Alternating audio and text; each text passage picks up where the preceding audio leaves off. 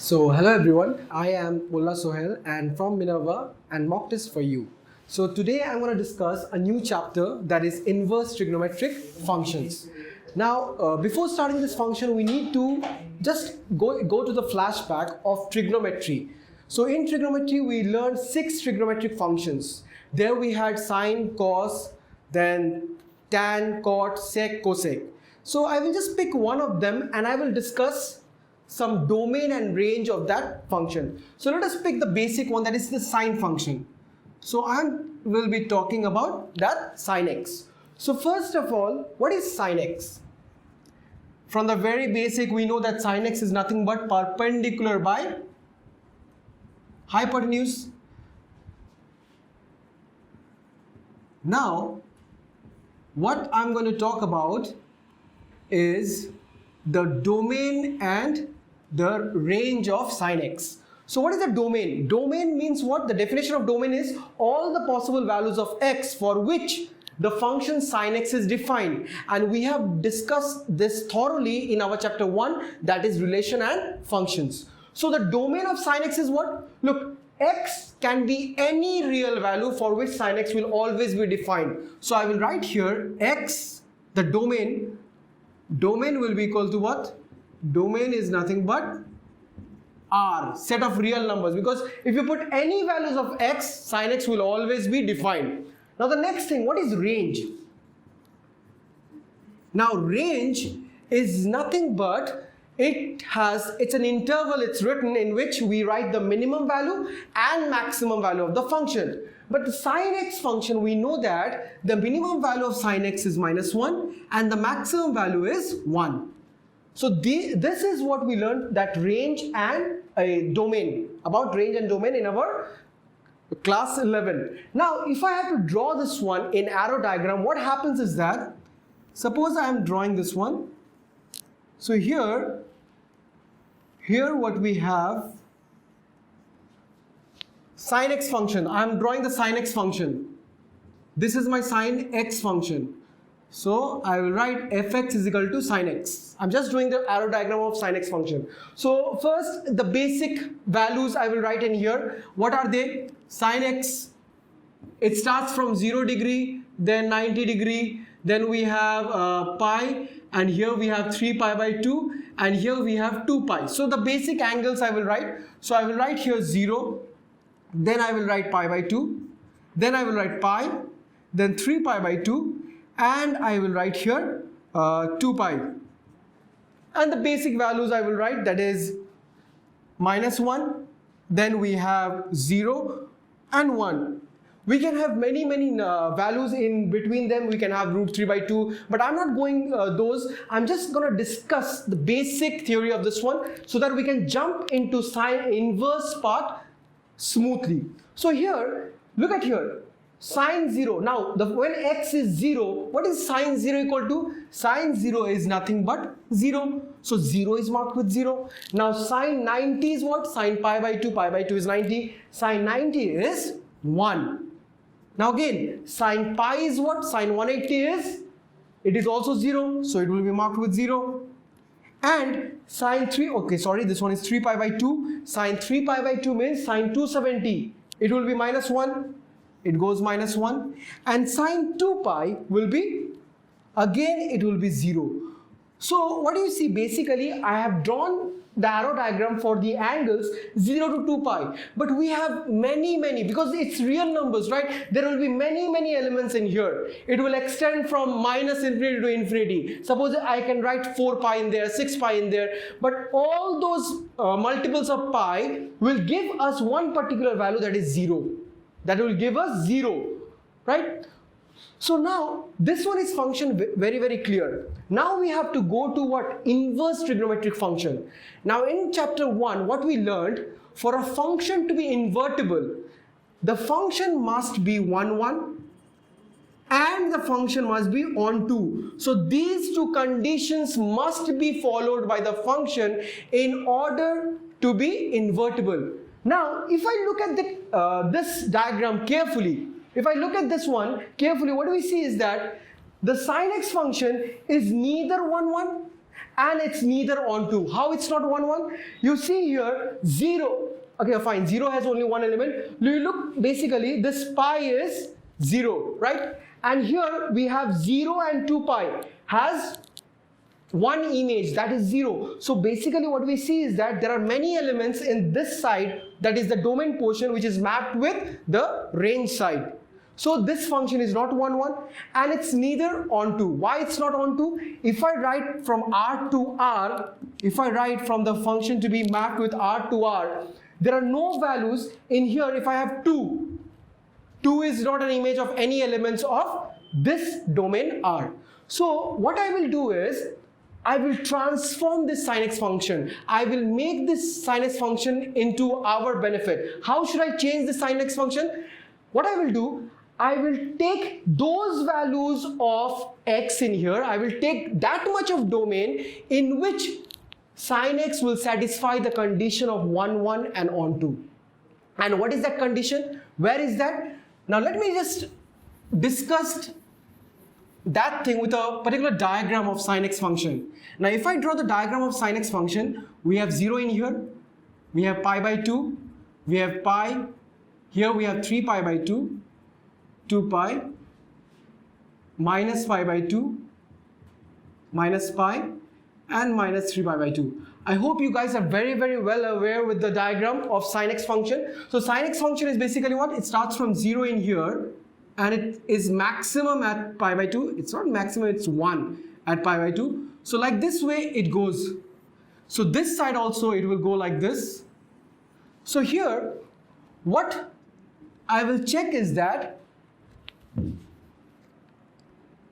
there is a certain portion of this graph which repeats after every cycle. So which portion is that we need to find out. Which portion is repeating itself? Look at here. We have 1 in here. The value 1 also comes in here. So obviously means what? This 1, pi by 2 and minus 3 pi by 2, it gives the same value, that is 1. So we cannot accept these two values. Again, if you see, here 3 pi by 2, at 3 pi by 2 it is minus 1. Then at minus pi by 2 it is also minus 1. So again we cannot take these two values together. Why? Because these two values make it not 1, 1. So what I will do is, by looking at the graph carefully, what we see is this portion from minus pi by 2 to pi by 2, this portion of the graph is the portion in which the entire cycle it's repeating. So from minus pi by 2 to pi by 2, if I take sin x values, then we can get the sin x to be 1, 1 function. 1, 1 and onto. And then that sin x function will follow the criteria of invertible function. So here what I will do is, I will change the domain of sin x function to be from minus pi by 2 to pi by 2. So if I change the domain of sin x function within this range, then I can say that the sin x function will be 1, 1 and onto. So and the range will be same, because if you look at this diagram, the minimum value is what? Minus 1, and the maximum value is 1. So the range will be minus 1 to 1. And if you draw an arrow diagram, you will see each and every element between minus pi by 2 to pi by 2 has one and only one image in this range, minus 1 to 1. So we can say that sin x function in this intervals is invertible. Okay, now this domain has a particular name in it. Minus pi by 2 to pi by 2 has a name, that is, this is known as principal value branch. It is known as principal value branch. Why it's known as principal value branch? If you look at the graph carefully, you see, if I take the range, if I take the domain as minus 3 pi by 2 to minus pi by 2, it will give us the same result. Minus 3 pi by 2 to pi by 2, it will give us the same result. Then if I take the domain as pi by 2 to 3 pi by 2, again it will give us the same result. So there is one principal value branch which I will consider for invertible function, and the range will be intact. We don't have to worry about the range at all. So this is what we learned. The domain we need to restrict for finding the inverse of sine x function. Now, how to write inverse of a sine x function? I hope everybody knows that we have 2 in here. How do I write 1 by 2 as? It is 2 to the power minus 1, right? So in the same way, if sine x, inverse of sine x will be nothing but, suppose I have sine x is equal to half. Sine x is equal to half. For what value of x sine x is half? We know that sine pi by 6 is equal to half. So basically what I'm writing is that I'm taking this sine that side. So how will I write that? So that is basically pi by 6 is equal to sine inverse half. So this is how we write inverse trigonometric function. So it becomes sine inverse half. So let us discuss about that inverse function. So what we have? So now we will start with sine inverse function. So that is what we will discuss about the domain and range of sine inverse x. Now sine x, the domain was what? Restricted domain. It is minus pi by 2 to pi by 2. Range is what? Minus 1 to 1. So sine inverse x, we learned in chapter 1 that when we find out that inverse of a function, the range and domain interchanges. So for sine inverse x, the domain will become what? The domain will be nothing but the range of this one, that is minus 1 to 1. And the range will be what? The range will be minus pi by 2 to pi by 2. So this is how we find the range, domain and range of sine inverse x. So now that's what our sine inverse x is. Now like this way we have to go on with cos inverse, then 6 other functions. So I hope it's very clear, the principal value branch and domain and range of sine inverse x. Now let us discuss about cos x. Now we'll be going fast. Why? Because we know cos x now, right? So what was the domain of cos x? Domain of cos x, I hope cos x. So domain of cos x is nothing but, again it's R, because for all real values of x, cos x is defined. And what is the range of cos x? It's same as sin x. It is from minus 1 to 1. It is from minus 1 to 1. Now, if I try to draw the diagram of cos x, it will look like,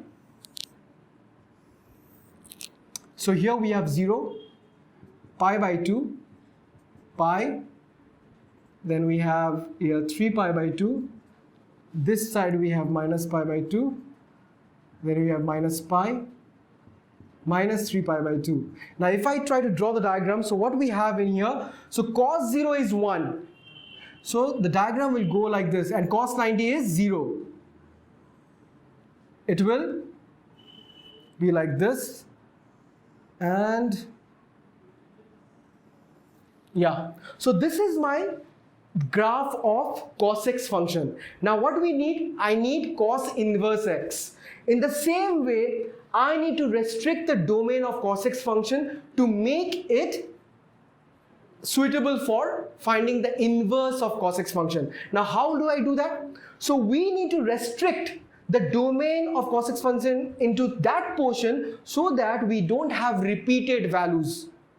So what we see in this graph, there is a portion in which we can say that the values are repeating itself. So which portion should I cut so that the values don't repeat?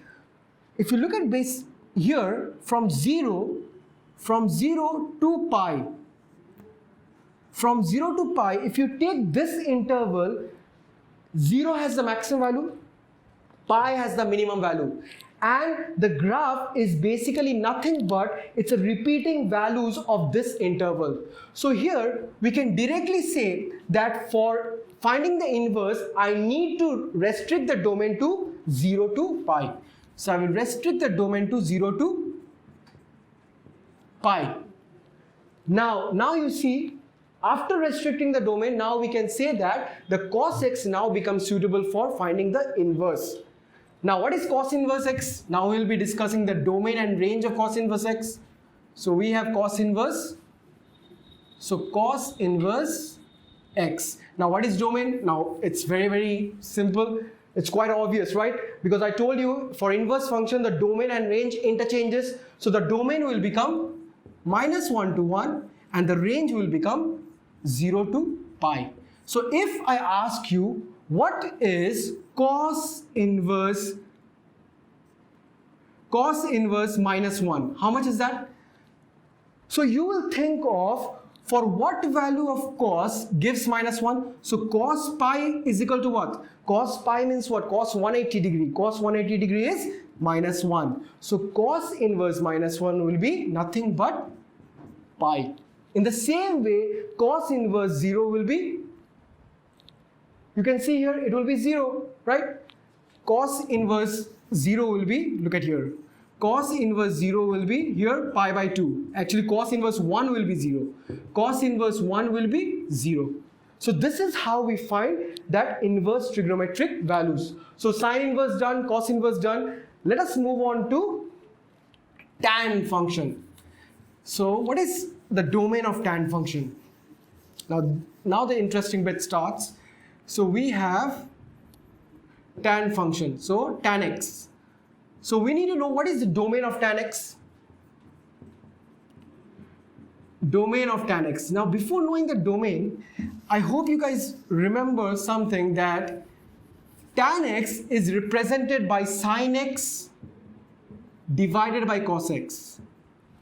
Now, in order to write the domain of tan x, we need to keep one thing in mind, that cos x can never be equal to 0. Because if cos x becomes 0, then tan x will become undefined, right? So we need to reject all those values of cos x for which tan x doesn't become undefined. Now tell me, for what values of cos x, for what values of x, cos x becomes 0 or tan x becomes undefined?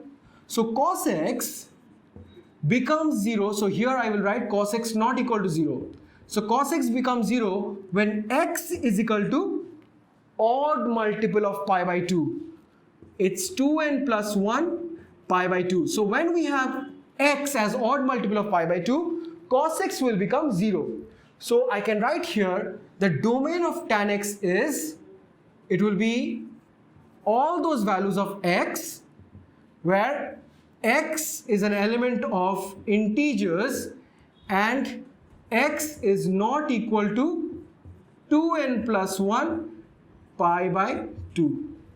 So let us write this one. It won't be integer, it will be real numbers.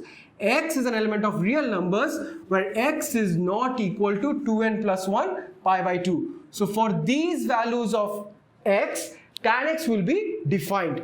So this is the domain of tan x. Now what is the range?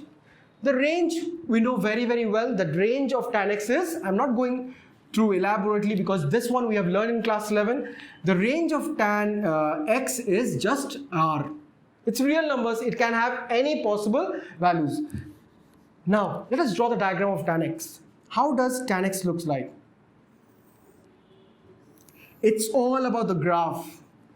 If you have very clear idea how does the graph of that function looks like, then I can assure you that every single problem will be very easy. Now pi by 2 in here, minus pi by 2 in here, then minus pi in here, minus 3 pi by 2 in here. So like this way it will go on. So now in order to draw the graph, we need to know the values. What is tan 0 equal to? Tan 0 is 0. So I will just mark here 0. And tan 90 is what? It's undefined. So undefined means if I draw a line from 90 degree, the function tan x will never meet this line. And again, tan minus 90 is what? Again, it's the same thing, it's undefined. So if I draw a vertical line, the tan x function will never meet this, never cut this line. So the diagram will look like this way it look like. Same way it will go in here. So it will look like this one. Now here it will go like this one. This side it will go like this one. So this is my diagram of tan x function. Let me just draw this thing in here so that it will be very clear. Yeah. So it's quite obvious from the graph. We see that there is interval in which it repeats itself, right? Which interval is it? It's minus pi by 2 to pi by 2, because the graph is same everywhere, right? So within this interval, we see that the values of tan x are repeating. So if I restrict the tan x function from minus pi by 2 to pi by 2, I can find the inverse of tan x function. So how will I restrict? Now the domain is this thing. Now the restricted domain will be minus pi by 2 to pi by 2. Now can you tell me which bracket should I employ in here? Closed bracket or open bracket? We can never employ closed bracket in here. Why? The reason is that this graph of tan x never cuts the minus pi by 2, because at minus pi by 2 it's undefined. So we need to have open bracket and open bracket in here. So the domain of restricted domain of tan x function, to find that inverse of tan x, is this one. So now tan inverse x. So what is the domain of tan inverse x? The domain of tan inverse x is quite simple. It reverses. So domain will be R and range will be minus pi by 2 to pi by 2. And what is the principal value branch? It will be minus pi by 2 to pi by 2. That's the principal value branch. Achha, tan inverse x is done. Now, let me write here principal value branch. Principal value branch is equal to minus pi by 2 to pi by 2. So, now we have the opposite of tan. What is the opposite of tan? It is cot function.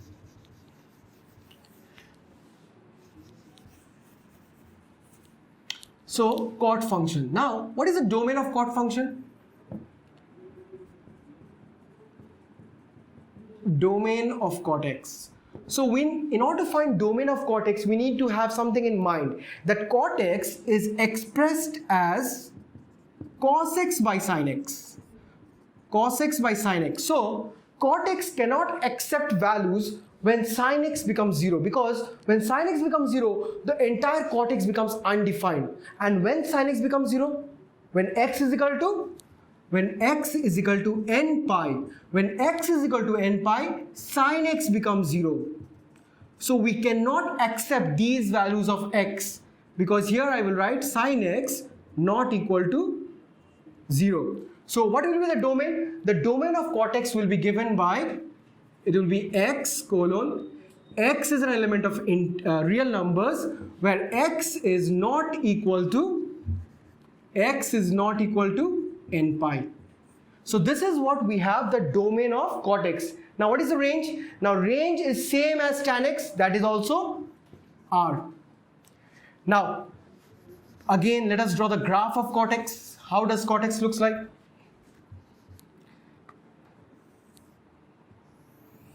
So here we have 0, we have pi by 2, we have pi, 3 pi by 2, 2 pi, minus pi by 2, minus pi, minus 3 pi by 2.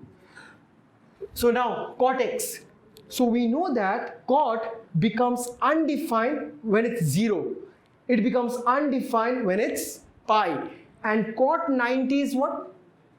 Cot 90 is 0, right? Because cot is what? Cot x is cos x divided by sine x. And if I find 90, cot 90 will be 0, because cos 90 is 0. So the graph will look like what? The graph will basically look like, it will go like this one. Again, the same thing for tan x. It will never ever meet the line pi, the vertical line passing through the pi, because at pi it becomes undefined. Same goes on here. So again, it will look like this one. You see, at multiples of pi, it will become undefined. Achha, I made a mistake in here. Let me just rectify this one. The graph will not go through this one. Wait. It will not through pi by 2. It will be through here. So we have, the graph will be like this. cot 90 is becoming 0, right? So this is the one. Sine 90, yeah. So we have, actually we drawn the right diagram. I'm thinking about cos in here. So what do we see? This is the diagram. Now here also the same thing will go. So here the same thing. Again here also the same thing. I'm sorry, it was correct actually. Eventually. Now this is what we have. Again, it's so easy. Which portion of the graph, which interval of the graph is repeating? It is from 0 to pi. Very, very easily you can see that. From 0 to pi, it's repeating, right? So I will restrict the domain from 0 to pi. So if I restrict the domain to 0 to pi, I can find the inverse of cot x. And what bracket? We cannot employ closed bracket in here, because within closed bracket, at 0 it's undefined, at pi it's undefined. So I have to use open bracket. And the range will be same, it will be r. So cot x, for cot x it will be what? It will just the opposite. So cot inverse x, the domain will be r and the range will be 0 to pi. So this is what we have for cot x function. And what is the principal value branch? The principal value branch is nothing but 0 to pi. So principal value branch is equal to 0 to pi. So please remember, it is open bracket, not closed bracket. Now, we have the last two, that is cosec and sec function.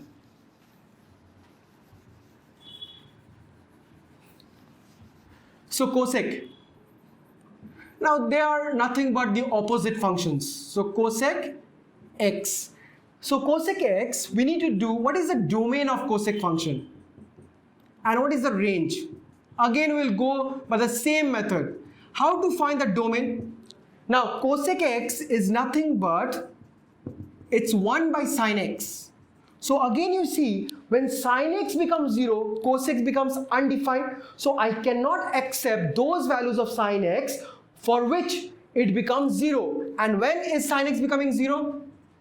Sine x not equal to 0. So sine x is equal to 0 when x is equal to n pi. We already discussed this one in case of that cot x function. So here the domain what I will write is, it will be x colon, x is an element of real numbers where x is not equal to n pi.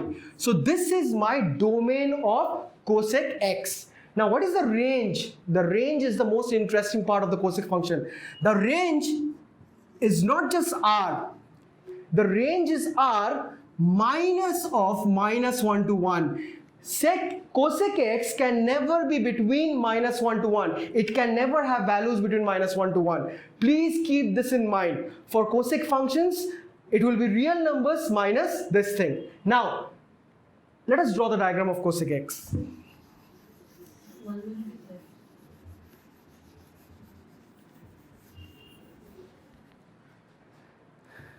So let's go through the diagram of cosec x. So sine x is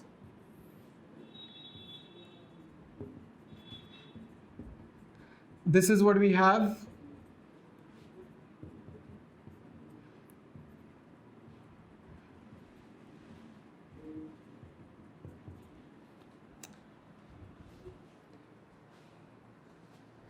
So now for cosec x, we know it's inverse of sine x, right? So what I will do is, I will take the help of sine x graph to draw the graph of cosec functions. So the sine x graph, we already know it looks like this. This is my sine x graph. This is how my sine x looks like. Now corresponding to this, I will draw another one down here. So here we have 0. So let me just draw here pi by 2. Here we have pi. Here we have 3 pi by 2. Here we have minus pi by 2. Here we have minus pi.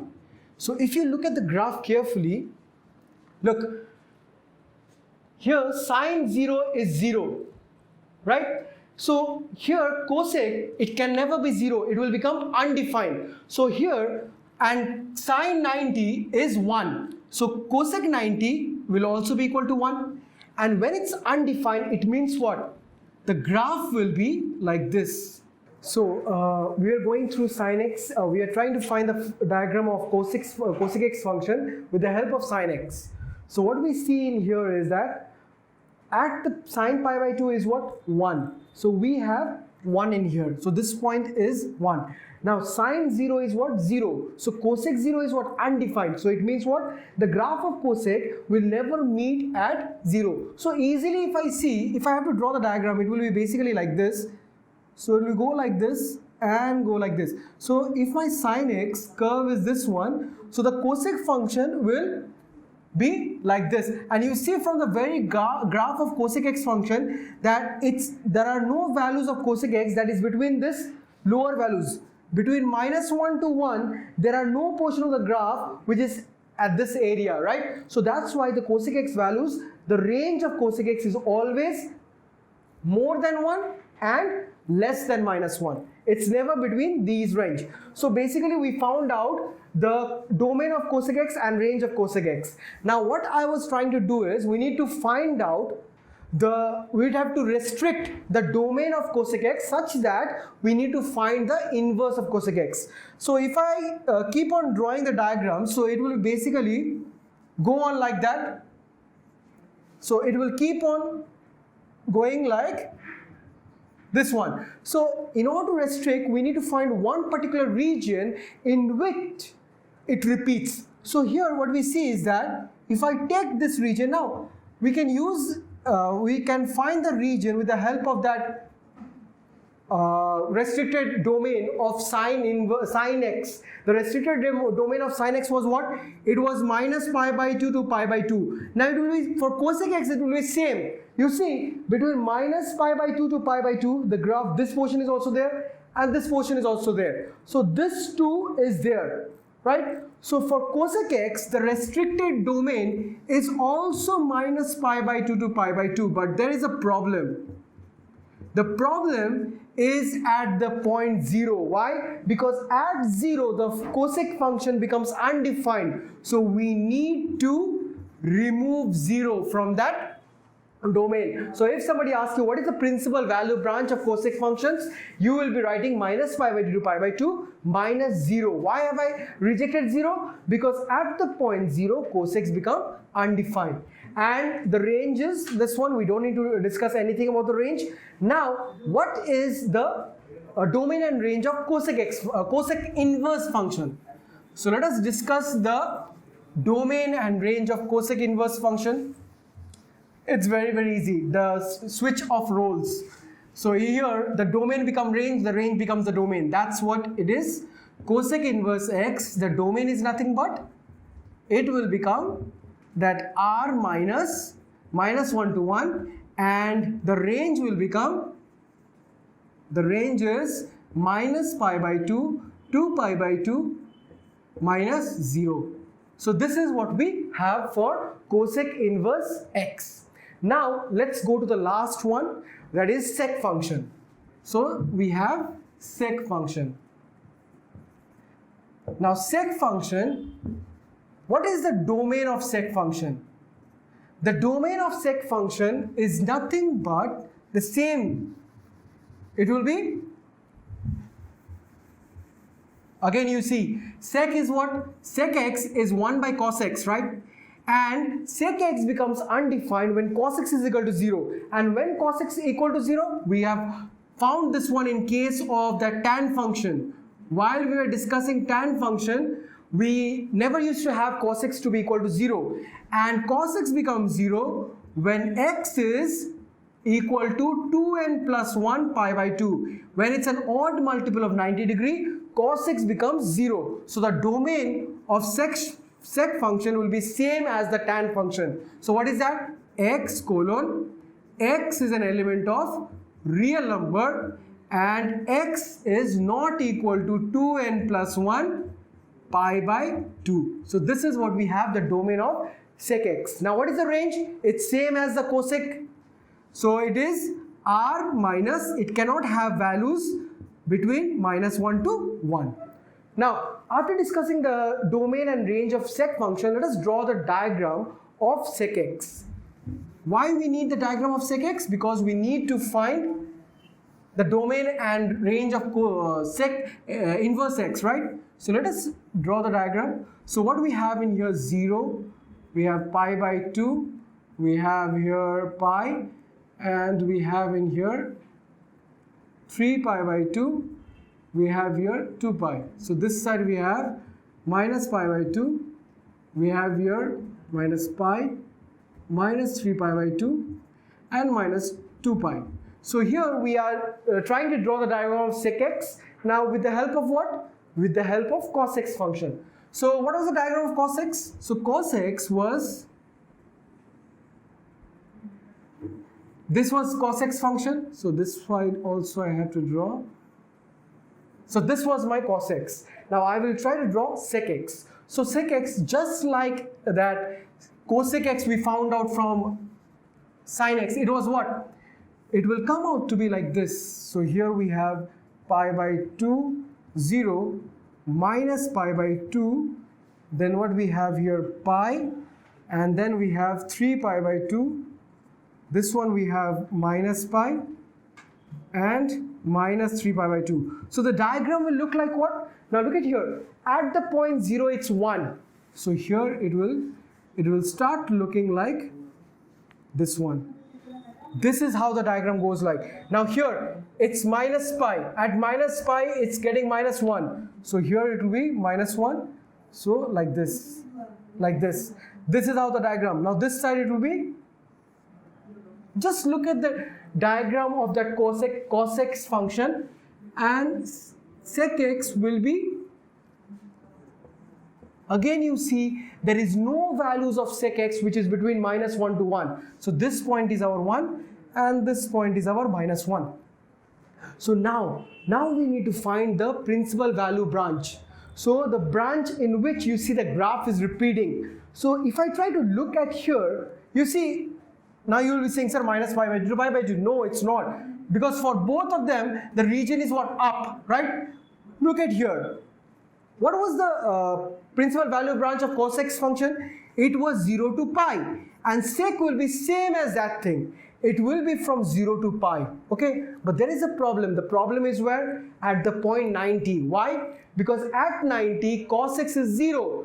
But at 90, sec x is undefined. So the restricted domain of sec x will be 0 to pi, same as cos x, but we need to remove the problem, minus pi by 2. I have to reject the 90 degree. So that's my domain.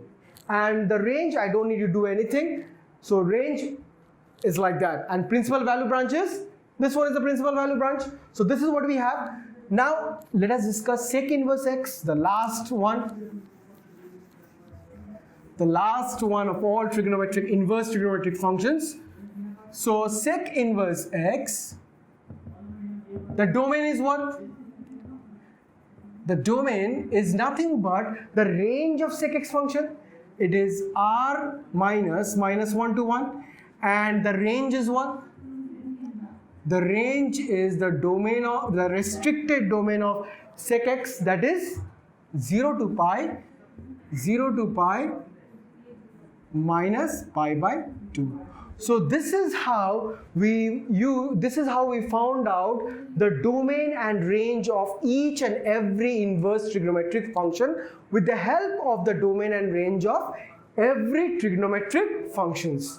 So I hope you have a very clear idea about the domain and range of these inverse functions. Now before starting with the next topic, that is properties of ITF, now we'll be discussing some problems. Now today we have covered domain, we have done, range we have done, and principal value branch also we have done. So we will be discussing some problems now.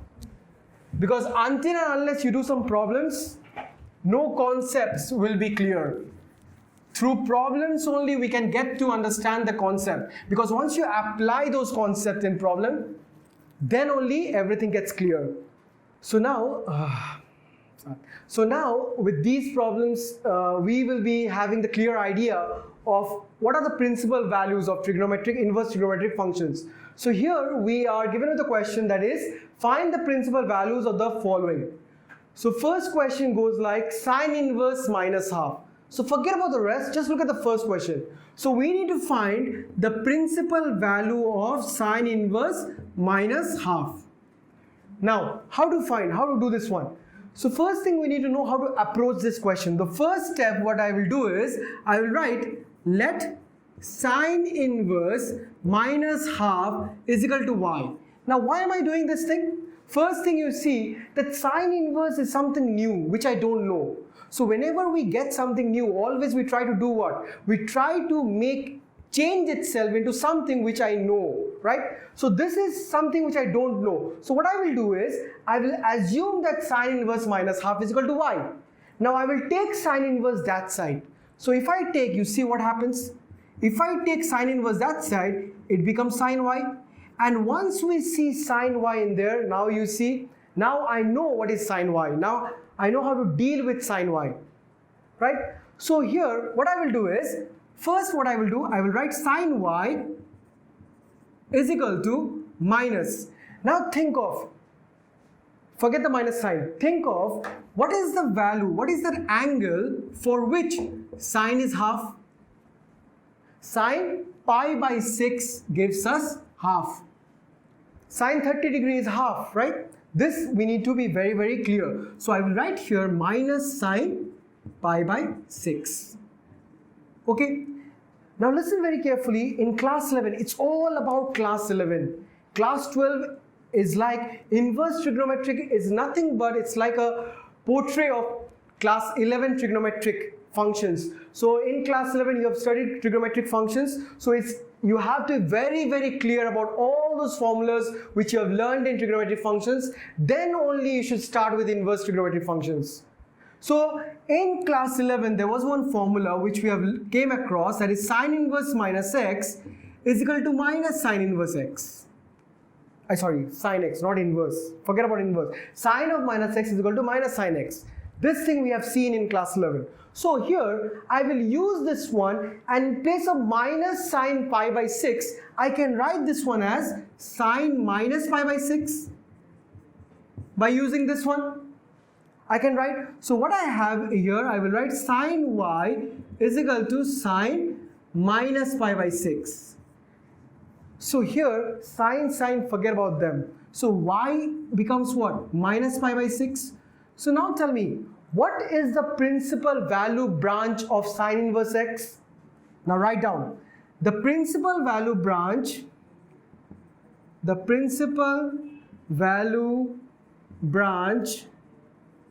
of sine inverse x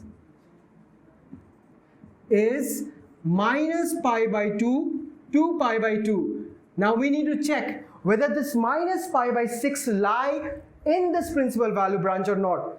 It's minus 30 and this principal value branch is what? Minus 90 to 90. Obviously it lies between this range. So since it lies, so we can say that minus pi by 6 is the principal value of sine inverse minus half. So at the end what I'm going to write is, we will write here, therefore minus pi by 6 is the principal value of sine inverse minus half.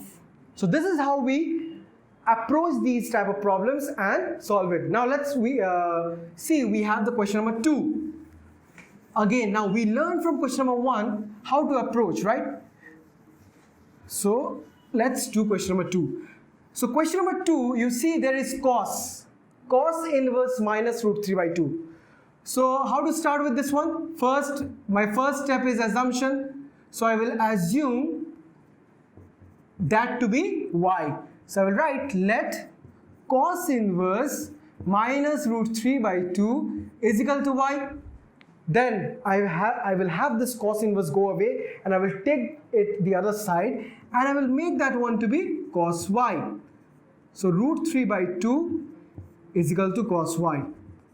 Now again we have a problem. The problem is, you write here cos y is equal to minus. So what was the value of cos? What is the angle for which it is root 3 by 2? we have to remember, you see, so cos 60 is half, cos 30 is root 3 by 2. So it is cos pi by 6 it will be. So here I have cos of pi by 6. So this is what we have. Now we have a problem in here. The problem is this minus sign. In class 11, again we move on to class 11. So many times we are moving into class 11. Obviously we will not go to class 11. Look at here, minus cos of pi by 6. So what we have in here, in class 11 we learned this formula. Cos of minus x is equal to cos x. So how can I use this one in here? I cannot use this one. Just like in sine of minus x, we cannot use. So what can I use? I will use this thing. Cos of pi minus x is equal to minus cos x. Look, pi minus x means what? Second quadrant. And in second quadrant, cos is negative. That's why it is minus x. So in here, I can write this one as cos y is equal to cos of pi minus pi by 6. So pi minus pi by 6, let us solve this one. So what do we get? Cos y is equal to, it becomes cos of 5 pi by 6. Now, after getting this point, now we didn't know that what is the principal value branch of cos y. If 5 pi by 6 lies in that principal value branch, then we can say that 5 pi by 6 is the principal value of minus root 3 by 2. A cos inverse minus root 3 by 2. So tell me, what is the principal value branch of cos inverse? So write down the principal value branch. The principal value branch of cos inverse x is 0 to pi. And 5 pi by 6, if you're not clear, you just do this thing. 5 into 180 divided by 3. Sorry, divided by 6. So this is coming out to be a 150 degree. And obviously 150 degree is less than 180 degree. So it lies within this range. So what we can say? Therefore, here we can write y is equal to 5 pi by 6. So therefore, 5 pi by 6 is the principal value of cos inverse minus root 3 by 2. So that's how we find the principal value of cos inverse function. Now let us do the last two. So the next one is our sec inverse 2 by root 3. Now it is different. So let us do sec x. So what we have in here is sec inverse 2 by root 3. So the same way, let sec inverse 2 by root 3 is equal to y. So this again, sec inverse goes that side. The same method will apply. So we get sec y. Now, for what value of sec? It is 2 by root 3. If you have a problem, you think of cos y. When is cos root 3 by 2? Because sec y is what? 2 by root 3. It means that cos y is what? Root 3 by 2. So it is what? Again pi by 6. So sec pi by 6 gives us 2 by root 3. So here I can write this one as sec y is equal to, or sec y is equal to sec pi by 6. So this is what we have, right? So now look at here, pi by 6. So what was the principal value branch of sec? So write down the principal value branch,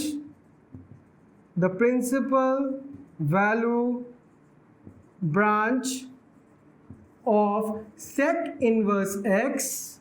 What was that? It is same as cos inverse. It was 0 to pi, but there was a problem in between. The problem is that we need to reject pi by 2. Why? Because at pi by 2, the sec function becomes undefined. So we have this principal branch.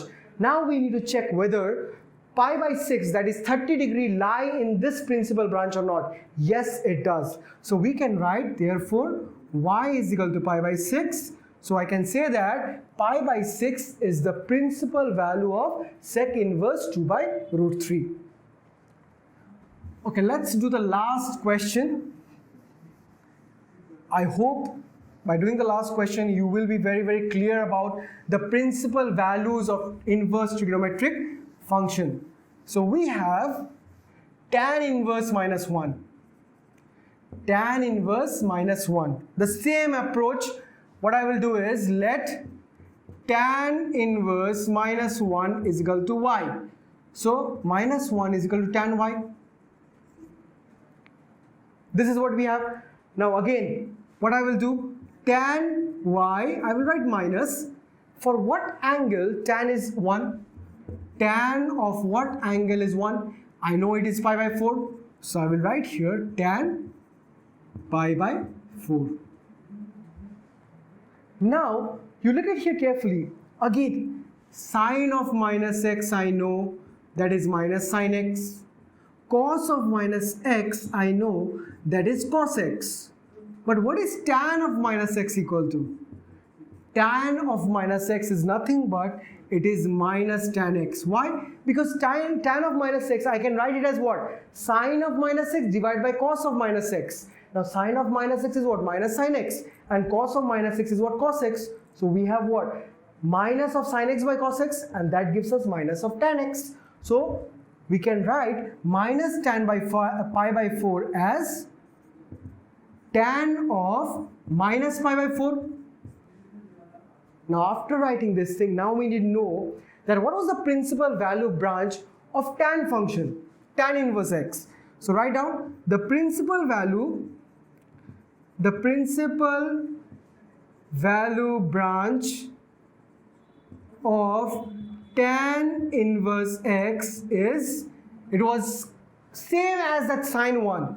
It is minus pi by 2 to pi by 2, but it will be open bracket. Why? Because at pi by 2 and minus pi by 2, the tan function becomes undefined. So this is the principal value branch. Now we need to check whether minus pi by 4 or minus 45 lies between this range or not. Yes, it does. Since it does, so we can write minus pi by 4 is the principal value of this function, that is tan inverse minus 1. So therefore, minus pi by 4 is the principal value of tan inverse minus 1. So that's how we came to know how to find out principal values of different problems we have in here. So now we'll be starting to learn about the next topic, that is properties of ITF. So that means what? Properties of inverse trigonometric functions. So let's write the down topic. Properties of inverse trigonometric functions.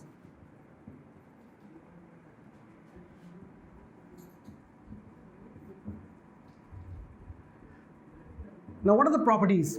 Let us discuss the first one, that is sine inverse minus x. The first one, it's given sine inverse 1 by x, that is equal to cosec inverse x. Now obviously it haven't fallen out from the sky, right? How did we get to this one? We need to find out. So sine inverse 1 by x is equal to cosec inverse x. So how to prove this one? Let us take the left hand side. So left hand side is what? Sine inverse 1 by x. Now again, I don't know sine inverse. I don't know inverse trigonometric functions. But what I know sine, right? So what I will do is, I will assume let sine inverse 1 by x as y. Always remember, when you try to memorize the formulas, it's too hard. Always try to do the derivations, because once you do the derivations, the formula will just be written in your mind. So don't try to memorize the formulas. Try to understand how you got the formulas. So sine inverse 1 by x is equal to y. Sine inverse goes that side. So 1 by x is equal to sine y. This is what we have, right? Now look at here carefully. So 1 by x is equal to sine y. So can I write this sine y as cosec y? We know that sine y is 1 by cosec y. So I can write, or 1 by x is equal to 1 by cosec y. So from here we can write that cosec y is equal to x. Therefore y is equal to what? Y is equal to cosec inverse x. So first we started with y equal to sine inverse 1 by x. Now we got y is equal to cosec inverse x. So combining these two, we can write that sine inverse 1 by x is equal to cosec inverse x. So this is one of the formulas which we are going to use in solving our future problems. Now we have this one, right? Sine. Obviously corresponding to the sine there will be a cos function, cos formula also. So now I will not derive that one. So cos will be same. I will leave it for you guys. Obviously, why should I do everything? You should do it yourself, right?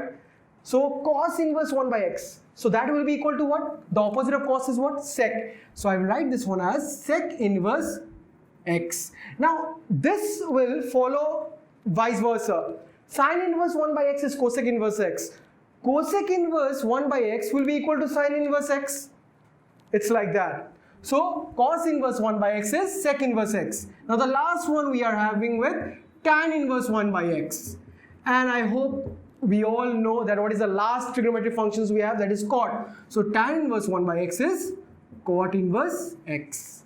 So these are the three trigonometric properties. We will be learning many properties. So these are the first three we have. So please be very clear about these three. Now we move on to the next portions.